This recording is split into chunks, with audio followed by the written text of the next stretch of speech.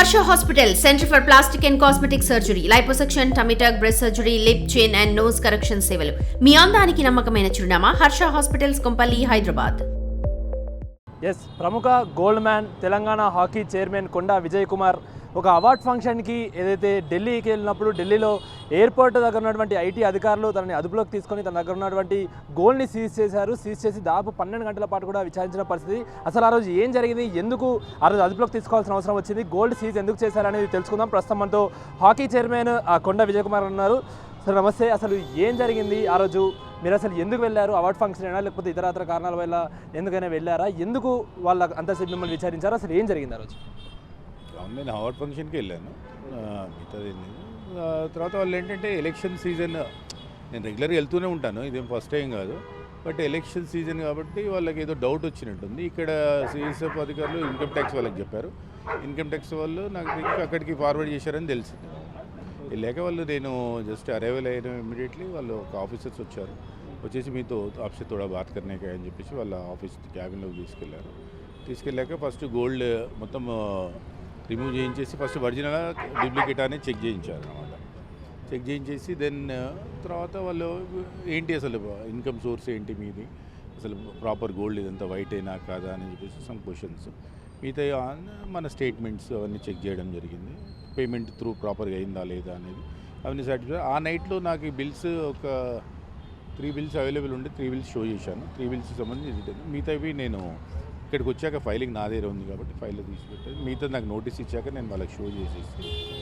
Sir మీరు గతంలో కూడా ట్రావెల్ చేశాను, ఎయిర్పోర్ట్ తరచూ వెళ్తూ ఉంటాను, ట్రావెల్ చేస్తూ ఉంటాను అంటూ కూడా చెప్పారు. సో ఇప్పుడు వెళ్ళినప్పుడు ఈ పరిస్థితి నెలకొంది కదా, సో ఏదో ఎలక్షన్ రీజన్ అంటూ కూడా ఏదో చెప్తున్నారు. మరి మీరు ఎందుకు ఓన్లీ 3 డాక్యుమెంట్సే క్యారీ చేశారు? మీ దగ్గర ఇంకా చాలా గోల్డ్ కూడా ఉంది, మీ ఆర్నమెంట్స్ మీ బాడీ పైన, ఎందుకు అన్ని డాక్యుమెంట్స్ ఎందుకు క్యారీ చేయలేకపోయారు? మీరు ముందే మీకు తెలిసి ఉంటే. యాక్చువల్లీ ఆ 3 డాక్యుమెంట్స్ నేను క్యారీ చేయలేదు, ఇంటికి కాల్ చేసి తెప్పించుకున్నాను మా ఊళ్ళో. డాక్యుమెంట్స్ క్యారీ చేయడం అనేది అంత ఇది, బట్ నెక్స్ట్ టైం నుండి సాఫ్ట్ కాపీ దగ్గర పెట్టుకుంటాను ఖచ్చితంగా, ఎందుకంటే వాళ్ళకి ఇబ్బంది ఉండదు. ఇన్కమ్ ట్యాక్స్ ఏదో వాంటెడ్లీ నా మీద ఎవరో కంప్లైంట్ చేసిందని నేను అనుకోను, వాళ్ళ డ్యూటీ వాళ్ళు చేశారు. మన యాజ్ ఏ మనము పర్సన్గా మనం చెప్పాల్సిందే కదా. సుమారు 12 గంటల పాటు కూడా మిమ్మల్ని అక్కడే విచారించిన పరిస్థితి. అసలు ఏం అడిగారు అంతసేపు? ఏం జరిగింది అంతసేపు? వెళ్ళకుండా వేధించడం లాంటి అలా ఏమైనా జరిగింది? అసలు ఏం జరిగింది? చాలా హ్యాపీ ఫ్రెండ్లీ ఆఫీసర్స్ ఉండే. మార్నింగ్ 8:30, 9కి, మార్నింగ్ 7 అంటే వాళ్ళ ప్రాసెస్ సీజ్ ప్రతిదీ సిగ్నేచర్స్ నాకే వాళ్ళు కొన్ని పేజెస్ ఇచ్చారు. ప్రతి దాంట్లో వాళ్ళు తీసుకున్న పేజ్ నాకు తెలిసి 100 అబోవ్ పేజెస్, ప్రతి దాంట్లో సిగ్నేచరు, టైము, డేట్. వాళ్ళు మళ్ళీ విట్నెస్లు ఆ నైట్లో తీసుకోవాలి, అది వేధించడం అనేది ఏమి ప్రాపర్గా వాళ్ళు అడిగారు, మనం ప్రాపర్గానే ఆన్సర్ ఇచ్చాం. ఆ రోజు మీరు మొత్తము ఎంత గోల్డ్, ఎంత క్వాంటిటీ ఆఫ్ గోల్డ్ మీరు క్యారీ చేస్తున్నారు? ఎంత సీజ్ జరిగింది ఆ రోజు? ఒక 2.5 kgs ఉంది అనుకుంటాను. వాళ్ళు నియర్ అబౌట్ మిగతాది ఎంత ప్రాపర్గా ఉంది మిగతా రిటర్న్ చేశారు. అలాగే కొద్దిగా ఒక 7 తులాస్ షార్ట్ పట్ 1 kg సీజ్ చేశారు. ఓకే, 1 kg వరకు సీజ్ చేశారంటూ చెప్తున్నారు కదా, ఆ 1 kg సీజ్ అంటే వాళ్ళ కస్టడీకి తీసుకున్నారు, అవి డాక్యుమెంట్స్ ప్రాపర్గా షో చేస్తే మనం. ఓకే, అంటే జప్తు చేసుకున్నారు ప్రస్తుతానికి మీ దగ్గర ఉండండి. సో అలా చేసుకున్నప్పుడు మరి మీకు ఇంత క్వాంటిటీ ఆఫ్ గోల్డ్ మేము జప్తు చేసుకున్నామని మరి మీకు ఏమైనా రిసిప్ట్స్ ఇచ్చారా? మీకు ఆ ప్రూఫ్స్ అవన్నీ ఉన్నాయా?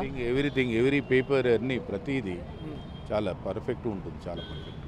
అంటే ఆ పేపర్స్ని చూస్తే మన గోల్డ్ సేఫ్లో ఉందని చెప్పొచ్చు, అంత ప్రాపర్గా ఉంటుంది. ఓకే, సో ఎందుకు సార్ ఇదంతా గోల్డ్ ఎంత నమో మీరు వేసుకొని ఎందుకంటే అంటే కొందరు ఫెమిలియర్ కోసం చేస్తుంటారు, కొందరు అలా చేస్తున్నారు. అసలు మీకు ఏంటి మెయిన్ రీజన్ ఏంటి? అంటే ట్రావెల్ చేసే సమయంలో కూడా అంత దూరం, ఎందుకంటే 2.5-3 kgs అంటే మామూలు విషయం కాదు. నేను నార్మల్గా మెడలో వేసుకుంటే పెయిన్స్ ఉంది. ఎందుకు ప్రధాన కారణం ఏంటి అసలు మీరు ఇంత క్యారీ చేయండి? Passion, sentiment, passion.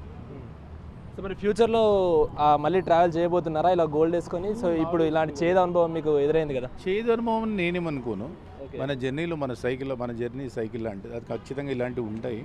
మనం చేసామంటే నెక్స్ట్ ఇంకా మనకి వైట్ ఉన్నప్పుడు మనము ఎంత వెయిట్ అయినా మనము ఏమంటారు క్యారీ చేయొచ్చు, అది ప్రాబ్లం లేదు. సో నెక్స్ట్ ప్రాసెస్ ఏం చెప్పారు సార్? మళ్ళీ ఎప్పుడు రమ్మన్నారు? ఎలాంటి డాక్యుమెంట్స్ సబ్మిట్ చేయమన్నారు? మొత్తం ఇస్తా అన్నారా లేకపోతే ఇంకేమైనా షరతులు పెట్టారా? షరతులు వాళ్ళు నోటీస్ ఇస్తారు, మనం దానికి రిప్లై ఇవ్వాలి అంతే. నేను మా సిఏతో మా చార్టెడ్ అకౌంట్తో వెళ్ళేసేసి వాళ్ళు ప్రాపర్గా ఎందుకు 1-2 టైమ్స్ ఎందుకు వాళ్ళని మనం సాటిస్ఫై చేసినప్పుడు వాళ్ళకి మనం రిలీజ్ చేస్తారు, లేదంటే వాళ్ళ క్వశ్చనింగ్కి మనం రెడీ ఉండాల్సిందే ఆన్సర్. మళ్ళీ ఎప్పుడు రమ్మన్నారు? ఇంకా నోటీస్ రాలేదు, ఐ థింక్ వస్తుండొచ్చు అని అనుకుంటున్నాను. Okay sir, thank you.